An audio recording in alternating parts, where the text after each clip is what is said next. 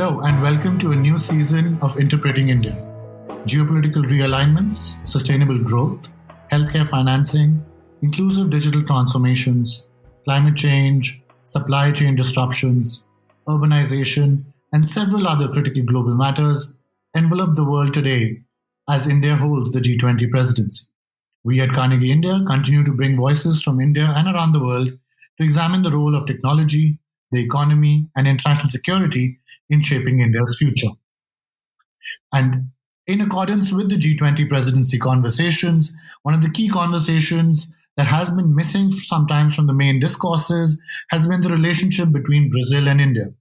Brazil, as some of you know, will be taking over the G20 presidency after India finishes its current presidency. And therefore, it's very important for us to figure out how these two countries think about some of the issues around climate finance, around energy, around technological innovation, global governance, and the SDGs.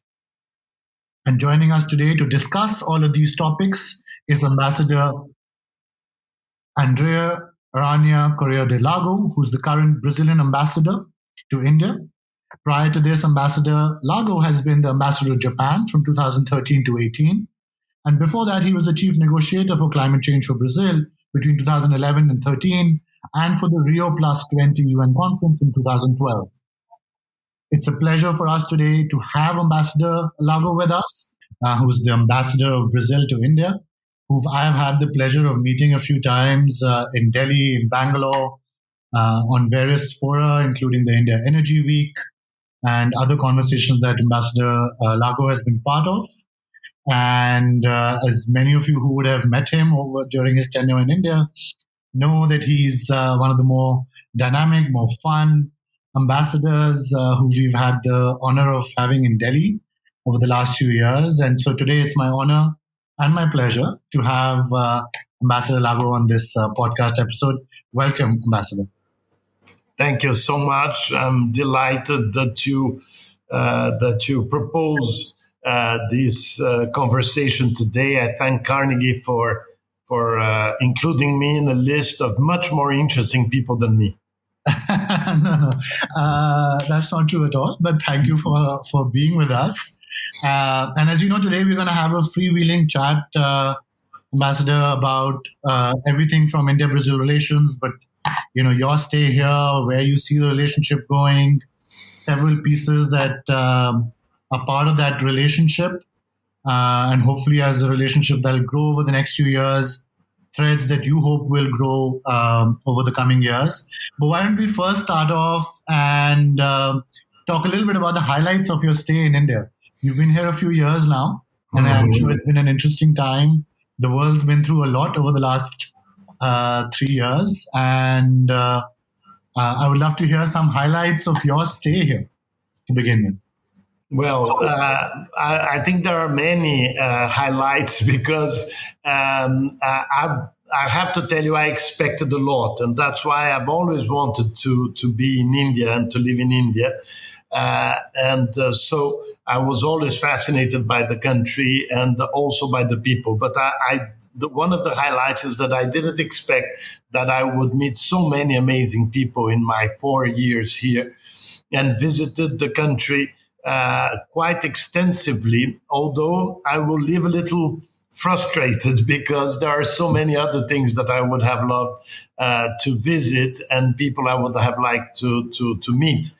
But I believe that the highlights are really the absolute conviction that we have to get closer together. And we are going to talk today, for instance, of one of the highlights, which was obviously the ethanol progress. I think that we also trade was very interesting, the cultural dimension also, and the evolution of the political, because I believe that in these recent years I was here, and I'm not responsible for it because many people are responsible for it. But I believe that finally Brazil and India established a bilateral relationship. But I can comment on that a little more after. Yeah, and so one place, Ambassador, if you can tell me one place in India that you feel you will still come back to either yourself or with family, let's say 5 years from now. What's that one place? Look at so many places, so many places. But I like to quote one place that I had never heard of before I came to India, and I think is one of the most beautiful places in the world, which is Orcha. And I was completely blown away by Orcha. I did a trip that included Khajuraho that I had obviously heard about, Orcha and Gwalior. And I think that Gwalior and Orcha are two of the most fantastic places in India and that deserve to be on the top of any traveler's list.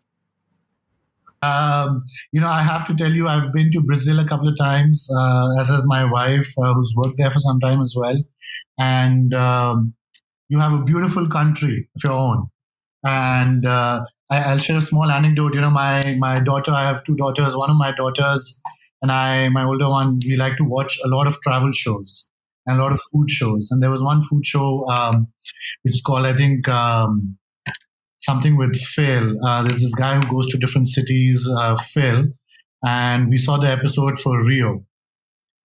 I'm from Rio, so it starts. Correct. So I've been to Rio, and I've in fact been part of the Carnival parade along with my friends in Brazil there many, many years ago now. But the moment my daughter saw Rio on that show, she shrieked in delight because the first thing she says is, "How can this be that there's the ocean and the mountains and a city all together?"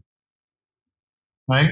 And she's seen many cities. She's traveled a fair bit with us, but for her, like Rio just struck her because of, I think, the beautiful combination of natural elements somehow that. Yes.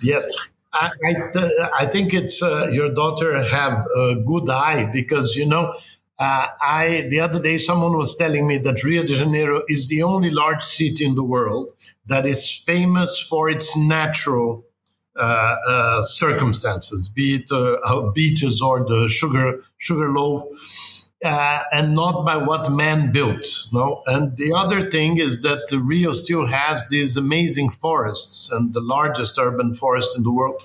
And it reminds me a French traveler also who said that Rio is the only city in the world that has not succeeded to expel nature from it. and I'm glad it hasn't. That's right. I think it really is an example of how cities should be or could be. There doesn't have to be such a big divide. And I'm sure we'll talk about agriculture in a bit, but there doesn't have to be such a big divide between countryside and city, as typically you see in the world, and to the extent that cities can still integrate nature and retain that element of countryside, I think the better it is for the inhabitants of that city as well. Yeah. No, good. So let me now shift to a topic that obviously you'll have a lot to say about, and that I think is a topic that we don't get to talk about enough in India, is the India-Brazil relationship. As you pointed out, you're glad that has become a bilateral relationship. I can tell you from the time I spent in the US and then I used to travel to Latin America, and I've traveled a decent bit in Latin America myself. One of the key questions in my mind always was, why are Latin America and India not closer together? Right? Of course, distance is one reason, but I think, as you have said in earlier interviews as well, and I experienced it when I was in Brazil, there's a lot of cultural similarities, I think, between the average Brazilian and the average Indian, right? And yet that relationship is obviously not very, I would say, as strong as the Brazilian relationship maybe with some other countries, and vice versa, Indian relationship with other countries around the world. So I'd love to maybe get your overview of what that India-Brazil relationship has looked like over the last few years to you. What are the key accomplishments or key things that have changed in the last 3-4 years in its evolution, and what you still see as things that still need a lot of work? Yes. Look, you're totally right. We have amazing affinity between Brazilians and Indians. We value very much some things that are a bit not so fashionable in other places, from family, friendship, some more relaxed way of life. And I believe that this is a very, very positive and important element, more than what, when people normally define as culture, can be a bit tricky because some people tell me, no, India and Brazil don't have in common because Brazil was not colonized by the British. You don't speak English, so you have much less things in common. And in fact, it's very interesting because we were not colonized by the British. We don't speak the same language. And in spite of that, we have amazing affinities. And these affinities for a Brazilian diplomat like me have started in meeting Indians in the multilateral context. So be it at the UN or at WTO, Brazilian and Indian diplomats get along exceptionally well. And we grew having a huge respect one for the other. And lots of coordination, even if our capitals were not particularly keen on organizing that.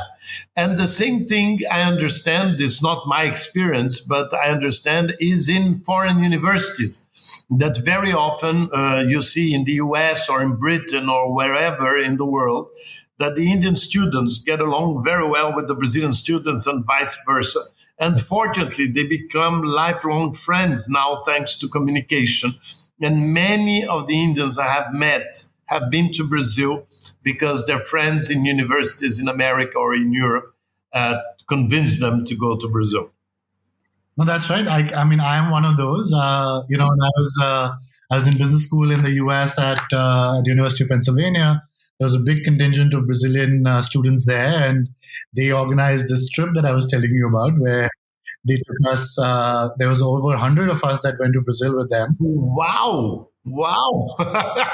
That's impressive. That's right. And we went to not just Rio and Sao Paulo, but other places around Brazil, and obviously partook in the carnival celebrations, but also otherwise saw the world. And I actually had met a lot of Brazilian students also at the Kennedy School of Government when I was at Harvard doing my master's there as well. And again, as you rightly said, we've remained friends. We had a lot of cultural similarities, I think, even then, that we shared while we were on campus. And I think those are definitely sparks for the relationship that continue, right, later. We've hosted many of them in India over time. And I think that people-to-people contact often is the starting point for sometimes the governments to... Yeah.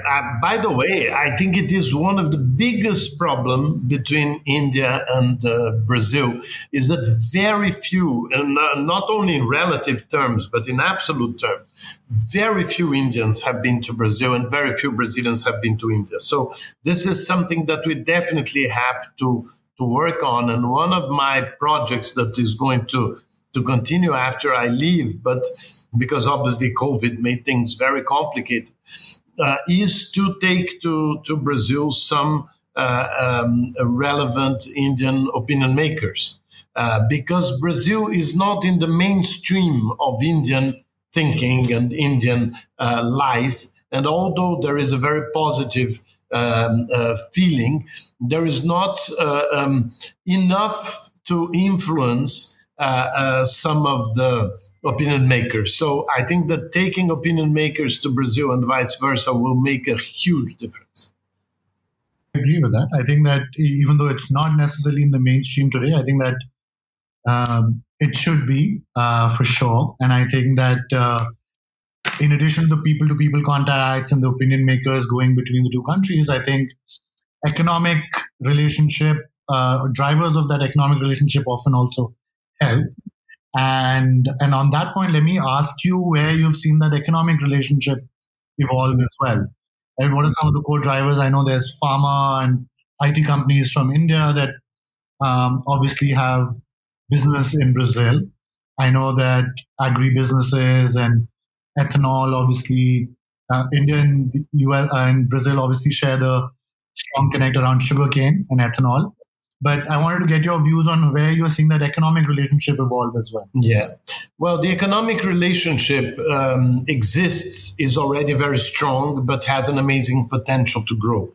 I hate when people, when they talk about Brazil in India, and they say, the potential is very big. The potential is very big, but there is already a huge element, a presence that is very significant. So, for instance, this year, India became the fifth largest trade partner of Brazil, which was something unthinkable a few years ago. And Brazil is becoming the eighth largest trade partner of India, which is also something that most people are quite perplexed. And on the investment dimension, India is more advanced than us because you have more companies from India investing in Brazil than the opposite. But it's very interesting how energy is one of the main points, no? Because the biggest investment of India in Brazil, the biggest investor today is Sterlite, which has won a series of bids for electrical connections, no? On the other side, in India, the largest Brazilian factory is WEG. And WEG is not only the second largest electric engine producer in the world, which is a family company from Brazil, but they are building in Hosur the largest wind, how do you call the engine for the wind energy. It has a name, so I forgot the name. Well, anyway, so it's quite extraordinary how energy is a source of huge investments on both sides. But as you mentioned, there is pharmaceutical, there is agriculture, there are many other investments that are happening. But regarding investment, we still have a long way to go, and that's very exciting. I think that's great that you've highlighted the specific examples around, I think, both Indian companies and Brazilian companies that are already, I think, in the other country, and how these investments are obviously at scale as well. They're not just small ones. But let me also ask you about the other aspect of India's economic engine, which has been startups, right? So one of the main stories coming out of India over the last decade, I would say, has been not just the large corporates that are expanding globally or even within India, but it's also the startups of India that are driving, in a way, the economic dynamism that's making people optimistic about India's future. Where does Brazil stand on the startup scene? And are there much in terms of connections between the startup ecosystems of the two countries? In fact, yes, because lately I have been informed of some areas in which Brazilian startups are doing a very similar job than their Indian counterparts. And by the way, once they are connected, they get along super well. One is in fintech. As we all know that India has this extremely advanced structure for digitalizing the population.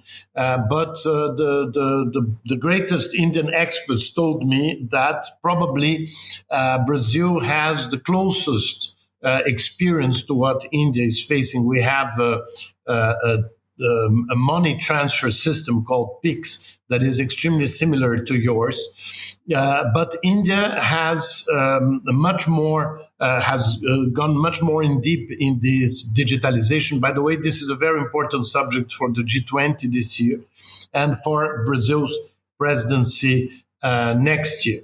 Another area are the advances in agriculture. So be it drones or other technologies that are now being applied to agriculture. This is also something that brought many young tech companies from Brazil and from India that we put in contact to work together.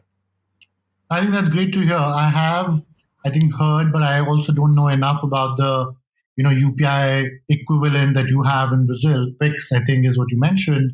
And I think that itself is a subject worth studying. I think for us at Carnegie India, given all the work that we do around digital public infrastructure and technology policy, for us to both India and Brazil to learn from each other on that front, and obviously for startups also to exchange. I mean, I have spent the last decade in the venture capital and startup world in India and in the US, and we'll definitely, I think, try and promote some of that interaction and learning between the two startup ecosystems.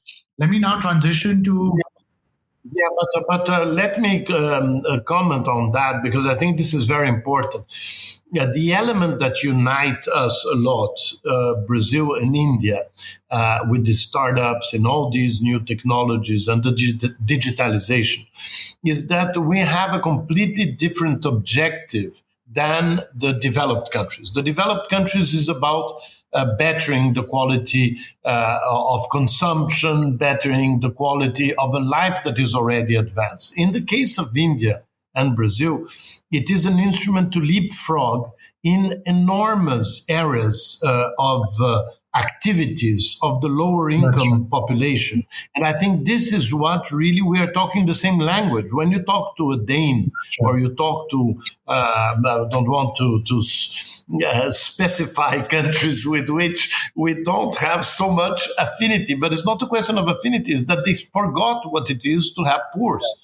And we still know we have these societies, Brazil and India, have societies of extremes. We have the most sophisticated intellectuals and experts, etc., etc. And unfortunately, we still have lots of people with very difficult circumstances. So the social dimension of our digital inclusion is what really makes a very special Absolutely. I think you've hit the nail on the head. That's right. I think that for India also, when you hear the narrative around technology, it has very clearly this dimension of technology to be used for social good, for upliftment of those who've been excluded, right? And that's where UPI and Aadhaar are really being seen as tools for financial inclusion, right? To bring into the banking system and the formal financial systems those who have been otherwise deprived of that financial access.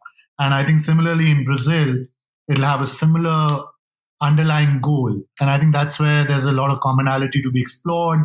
And also as a result for innovation to happen on that front. Whereas the Danes, for example, will not be innovating on that. So, Ambassador, as we were discussing, we'd been discussing how the startups of the two ecosystems can collaborate and how financial inclusion, or really including the people who've otherwise been excluded from development, are at the core of what both Brazil and Indian startups are using technology for, right? So similar to your PIX and UPI here in India, these are, again, as you rightly said, tools for financial inclusion of people who've otherwise been excluded from the financial access that, the Danes or other developed nations might not be focusing on. And that opens up an area of collaboration, obviously, for the startups as well. Let me, on the point of energy, startups, and innovation, talk about a topic that I know is dear to your heart, and a topic that I think is core to the Brazil-India relationship, which is biofuels. Yes, absolutely. The energy has also this component that we were mentioning, which has the social component. So the India has still to include millions of people into a grid and into services, electric services that are simply essential for today's jobs and for today's advances. So this is, again, something that Brazil and India look at with the same perspective. There is a social dimension that is essential. And the ethanol program has all these elements together. And sometimes, once again, some developed countries don't understand the importance of all these other elements. No, exactly. And I think for those who are not familiar with bioethanol, as we were mentioning, I think earlier in our conversation, both India and Brazil have one thing in common, that they're two of the largest producers of sugarcane in the world. And one of the byproducts of sugarcane, molasses, which is converted then into ethanol or bioethanol, is now being included or blended with petrol or gasoline and is fueling cars both in India and in Brazil. In fact, Brazil has been one of the leaders on the ethanol front for the last several decades. And I would love, Ambassador, for you to elaborate a little bit more about the historical evolution of ethanol in the case of Brazil also. But the importance of it is that importance of that ethanol piece in the India-Brazil relationship is that in the last few years, India has, much like Brazil, though a few years later than Brazil, realized that ethanol must form a crucial part of its own energy strategy, as we cannot be dependent completely, as we are on oil imports, as a way of domestically producing at least some portion of our energy requirements. And so, Ambassador Lago, if you can share the historical context of how the ethanol program came to be what it is now in Brazil, and what lessons it holds for India as India embarks on its own journey to go from single-digit blending to now E10 or 10% blending to hopefully 20% in the coming years.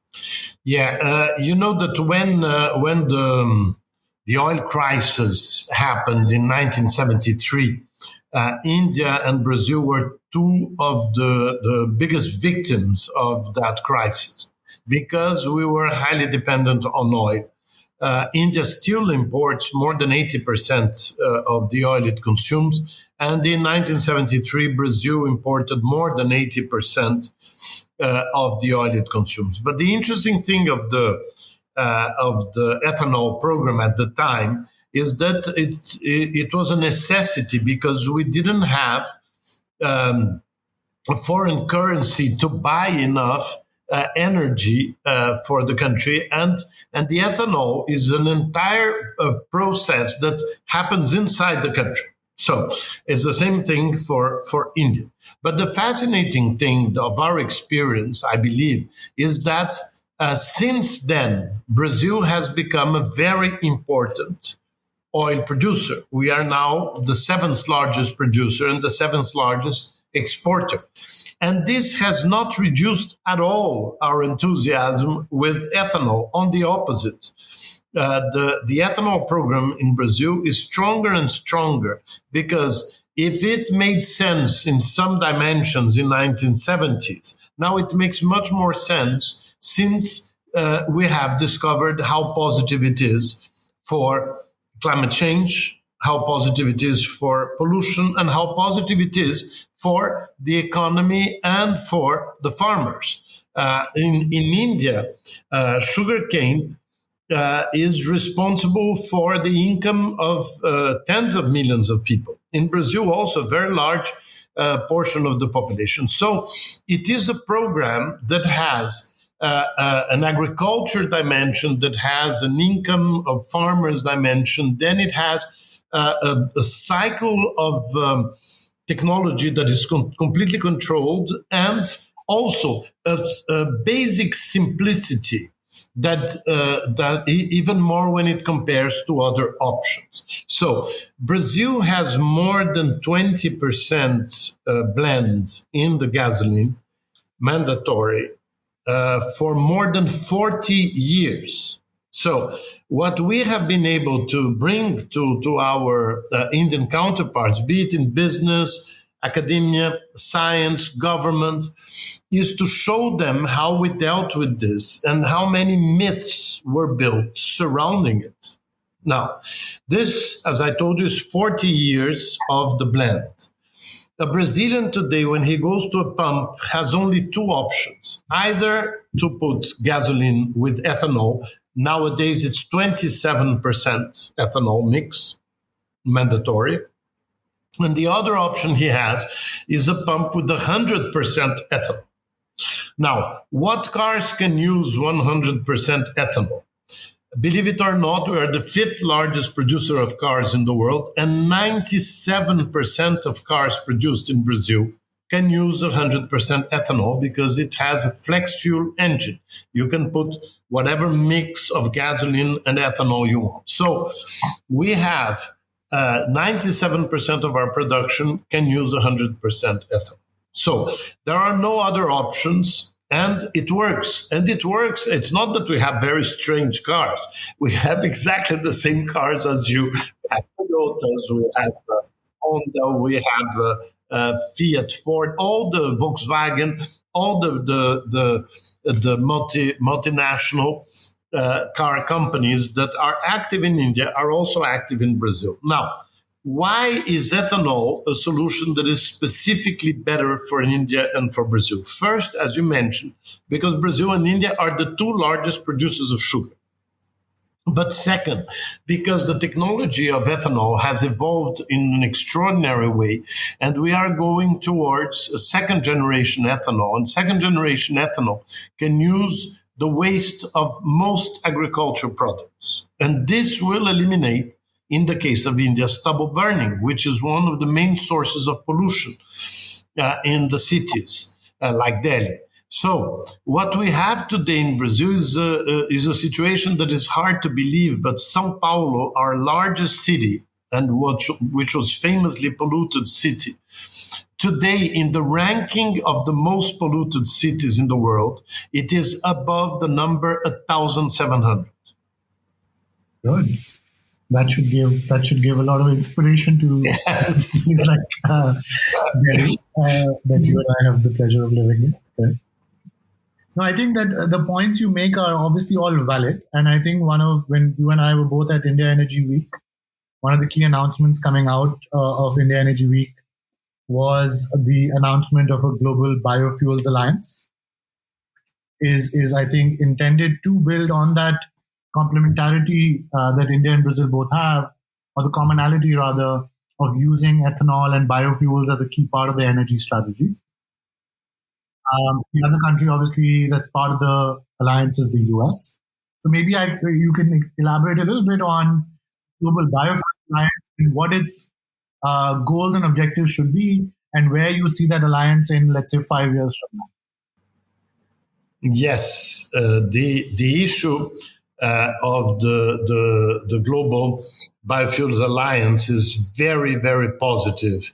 It's an initiative of India in the context of the G20 that we find particularly exciting. And the three initial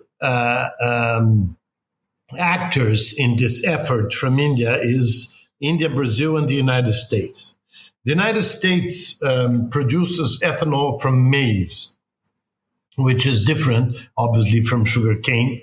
And it, although it reduces emissions without doubt, it reduces less than sugarcane ethanol. There are many levels of reduction of emissions according to the product that you use to produce the ethanol. No? So, in general, for maize ethanol, most people agree that it's around 30% or 40% reduction, and it's constantly getting better. For sugarcane ethanol, it can be up to 70% reduction. And the second generation ethanol can be even higher. Obviously, the second generation ethanol of sugarcane is going to be better than the second generation ethanol from maize. But the fact is the second generation ethanol will be amazingly efficient. So we already have these levels of reduction of ethanol from these different original products for the ethanol. In the case of the US, it's quite fascinating because they have become the most important producer of ethanol in the world because their program is very, very ambitious. And I'm sure that India is going to have the largest project in the world because your scale is so fantastic that by adopting 20% starting 2025 or even 24, you are probably going to be the largest producers very, very soon. So I think that the great revolution of having three major producers and markets like Brazil, India, and the United States is that you can transform ethanol into a commodity, which is something that many countries want to see before they adopt more ethanol, because some countries don't want to be dependent on a product that can only be produced, for instance, until recently, only by Brazil and the US or a few other countries. So the fact that we have India now in this effort gives literally a new dimension to the relevance of biofuels in the world. And so the goal, therefore, Ambassador, for the Global Biofuels Alliance would, in addition to obviously once, let's say, ethanol is able to achieve that commodity status, is to then enable more trade, more exchange of that commodity, and I'm assuming also innovation around that commodity? Well, the innovation is absolutely constant. I've been talking a lot to Brazilian experts and participating in many of the discussions with their Indian counterparts. And even for a Brazilian that is so used to ethanol, every time I am completely perplexed by the technological advances that we have reached recently. So even to the point that some of the experts in Brazil have already shown that ethanol may be the safest way of transporting hydrogen, because you can produce hydrogen from ethanol, and this can happen either at the pump or it can happen even inside the car with a kind of technical thing called reform. But the fact is that hydrogen, many people fear hydrogen because of the dangers in transportation and in storage. So ethanol is not, as many people love to think, that it is a transition technology that only works for one or for another. No, the more you know about ethanol, the more fascinated you get about it. Yeah. And I think ethanol, absolutely. I think further innovation on that front will be required to both bring down the cost of 2G ethanol, even though you are now able to use, as you mentioned, multiple inputs, multiple agri waste and things as an input for your production. You also need to bring the cost down because, as I understand, the cost of 2G ethanol in India is still a bit higher than where we would want it.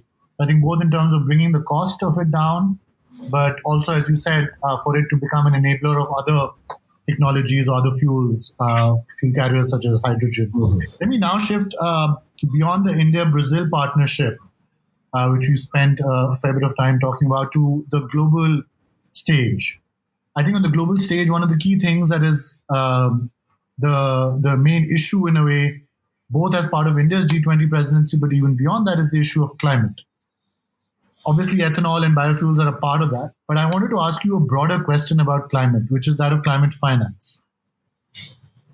Given Brazil and India, as you have rightly pointed out, are in similar stages in many ways of having a lot of people who are below the poverty line or who are still in very difficult circumstances, climate will hit countries like India and Brazil very differently. We also have another thing in common, that we are not amongst the technologically most developed countries or economically the most developed countries, as a result of which we do have constraints of access to capital in both India and Brazil, both for innovation and adoption of technology, but also in terms of mitigation and adaptation for populations that are very vulnerable to climate disasters.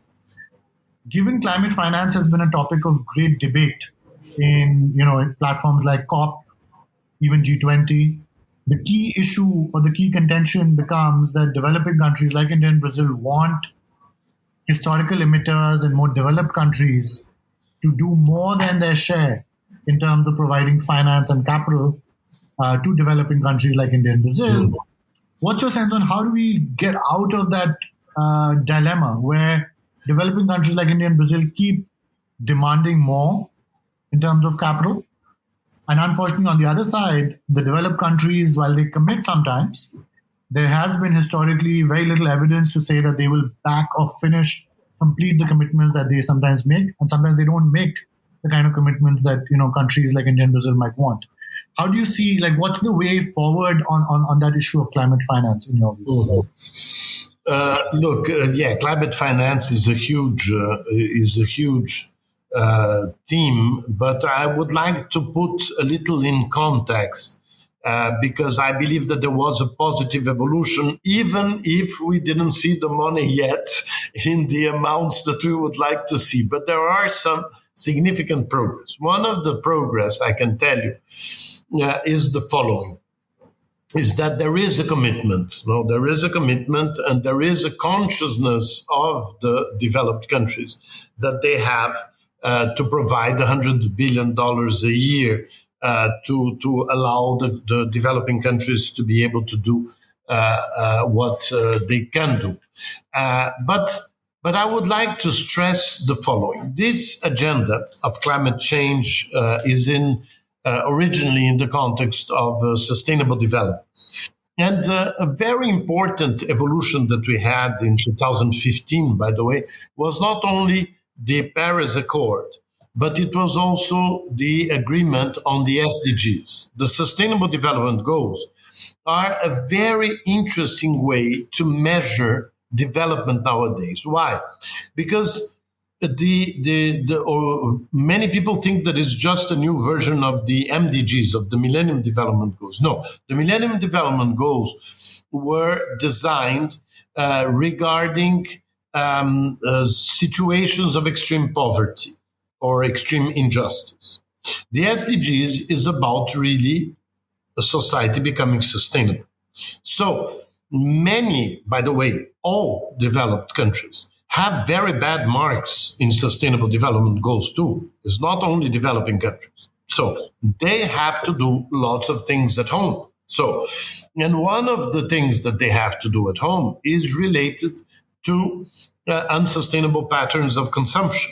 So there is, I believe, an enormous exercise in the negotiations of climate change of trying to throw the guilt or the responsibility from one side to the other, from developing countries to developed countries. But it's infinitely more complex than that, because the North and the South in the negotiations of climate change are already divided.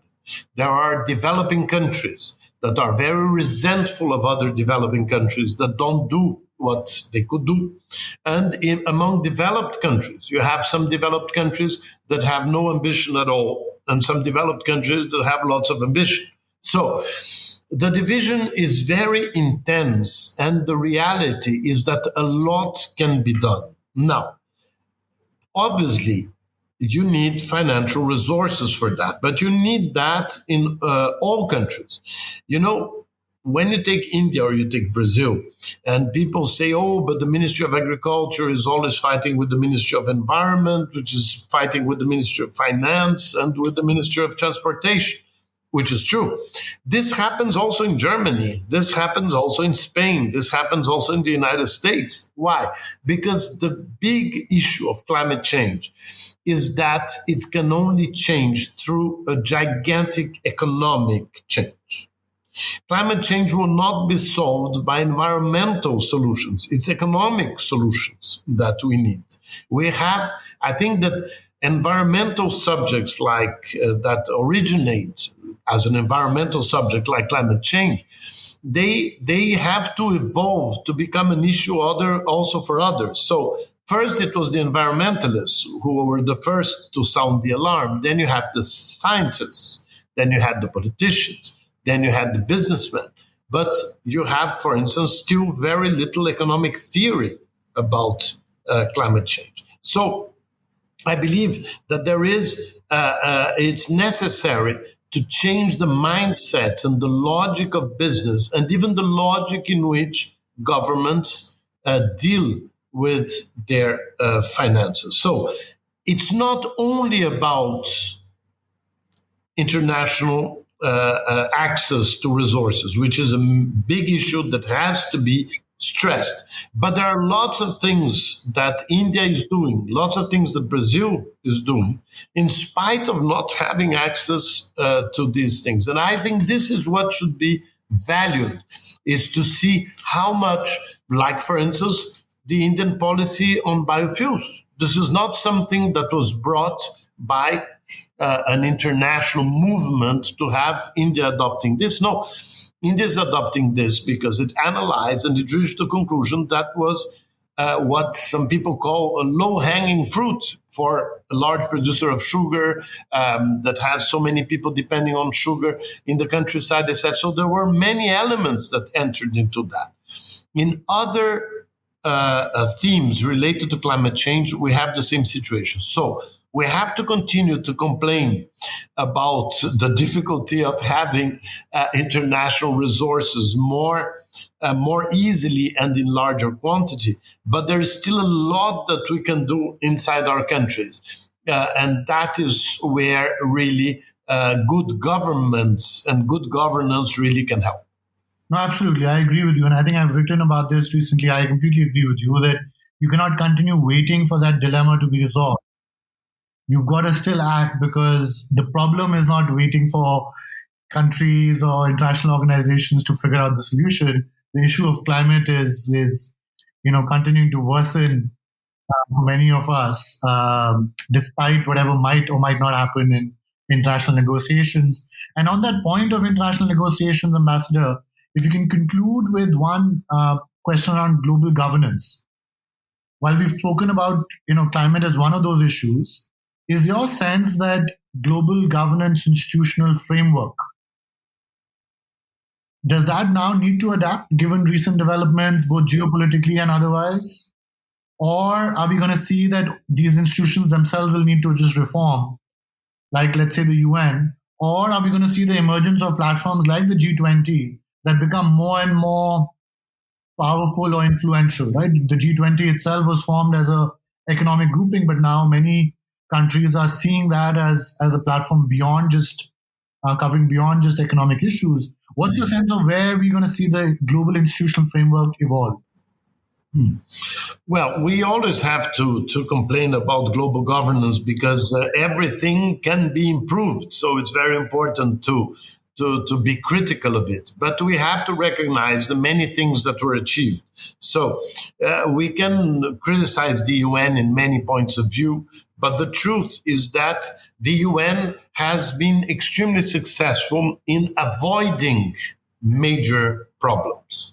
So some people call it like the positive agenda or the action-oriented agenda, and the agenda of avoiding problems. So I think that the UN has been very successful in avoiding problems, and we have to recognize that. Now, on the action-oriented, we have to remember also that the UN, when it started to wake up all the governments to deal with climate change, because you have to remember that the UN cannot do anything without the member countries. It's the member countries that do the thing. But the UN organized and structured those discussions. When it started discussing climate change, it was a time that everybody thought that it was completely crazy to start talking about climate change. I'm talking about 1987. So it's not the UN fault that the climate change agenda has not had better results. It's the fact that the member countries do not agree on what they have to do under the United Nations. But so it's not the institution that has to be criticized. It is the way we act in those institutions. So the post-war structure with the UN on one side and the Bretton Woods on the other side obviously was inspired and possible because of the circumstances of those years. And these circumstances have changed enormously. So you can obviously make them better. And Brazil and India are very close in trying to have a larger say in the Bretton Woods institutions and also in the UN, since we are together for the expansion of the Security Council, permanent members. But the truth is that we have to, at the same time that we fight for making these institutions better, we have also to recognize that we want to use them because we think that they can be useful and that they can be better. Now, what is the G20? The G20 is an informal group that was created much later to discuss financial issues, and that was elevated at head of state level after the 2008 crisis. So the G20 is somehow a very dynamic and important new structure, but it doesn't have the mandate that the others have. It is one of those, let's say, contexts that we are using because of the difficulty of reforming the UN and of reforming the Bretton Woods institutions. So, for instance, BRICS was created in that same context, and it was essentially about the economic dimension, but little by little it became a very political group. IBSA, India, Brazil, South Africa, was created even before BRICS. And it is also a very important context in which we are discussing. But the truth is that you cannot substitute the UN, you cannot substitute the Bretton Woods institutions with these new institutions. But what we can achieve in the G20, and that's what the Indian presidency is doing in a very convincing way, is that you have to use this possibility of a dialogue of a group that doesn't exist in the other institutions. So the G20 has 10 developing countries and 10 developed countries talking at the same level, which is something that you don't have in any of the other institutions. So what India is doing and what Brazil hopes to do next year is to use the G20 to try to solve some of the issues that got excessively complex or difficult in the institutions that already exist. Absolutely. Thank you so much, Ambassador, for managing to navigate what I thought was going to be a tricky question. But that's, I guess, that's the work you've been doing for several decades now. This has been an absolutely fascinating conversation. We've covered everything from, improving the people-to-people contacts between our two countries. We've spoken about energy. We've spoken about startups and technological innovation for good, for our broader populations. We've spoken about climate, energy inclusion, global governance, SDGs, and obviously the G20 and the UN. Thank you for sharing your thoughts on all of these, and thank you for being such a great, inspirational figure in the diplomatic community in India, in Delhi. And we look forward at Carnegie India to continue to engage with you and work with you on some of the pieces around the India-Brazil relationship, and obviously also on the global stage. Thank you again for taking the time. Thank you very, very much. And I take this opportunity to thank India and the Indians to have made me, my wife, and my family so happy those 4 years in this incredible place. Thank you. And we hope you are back again, whether it's... Yes, you don't get rid of me. You don't get rid of me. Yeah. Thank you. Thank you so much, Ambassador.